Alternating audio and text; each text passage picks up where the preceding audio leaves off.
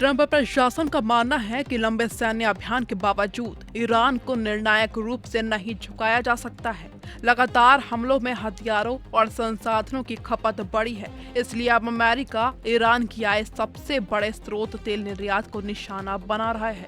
अमेरिकी रणनीति का उद्देश्य ईरानी तेल को अंतर्राष्ट्रीय बाजार तक पहुंचने से रोकना, उसकी कमाई घटाना और सेना तथा हथियार खरीद के लिए उपलब्ध संसाधनों को सीमित करना है।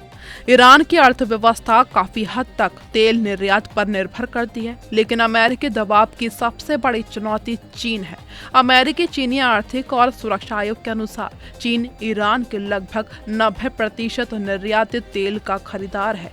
चीन की छोटी टीपॉट रिफाइनरियां ईरानी तेल की प्रमुख ग्राहक हैं। प्रतिबंधों से बचने के लिए ईरान शैडो फ्लीट, वैकल्पिक भुगतान प्रणालियों और छिपे हुए समुद्री नेटवर्क का उपयोग करता है, जिससे उसकी तेल बिक्री पूरी तरह रोकना मुश्किल हो जाता है। अमेरिका ईरान के बैंकिंग और समुद्री नेटवर्क को निशाना बनाकर तेल की बिक्री, ढुलाई और उससे मिलने वाले भुगतान को बाधित करना चाहता है। इसी बीच हॉर्मुज संकट ने बाजार की चिंता बढ़ा दी है। बातचीत में गतिरोध और अमेरिकी दबाव के कारण ब्रेंट क्रूड लगभग $88 प्रति बैरल और WTI $82 से ऊपर पहुंच गया है।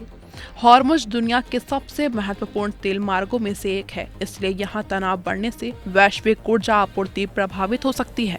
आर्थिक दबाव की सफलता इस बात पर निर्भर करेगी कि अमेरिका ईरान की तेल कमाई को कितना सीमित कर पाता है। प्रतिबंध असर डाल सकते हैं, लेकिन उनका प्रभाव धीरे धीरे दिखाई देता है। चीन जैसे बड़े खरीदार और ईरान के वैकल्पिक नेटवर्क उसकी पूरी आर्थिक नाकेबंदी को कठिन बनाते हैं। भारत के लिए ये स्थिति इसलिए महत्वपूर्ण है क्योंकि लंबे समय तक हॉर्मुज में तनाव रहने से कच्चा तेल और शिपिंग महंगे हो सकते हैं, जिससे आयात बिल, रुपए और महंगाई पर दबाव बढ़ने की आशंका है।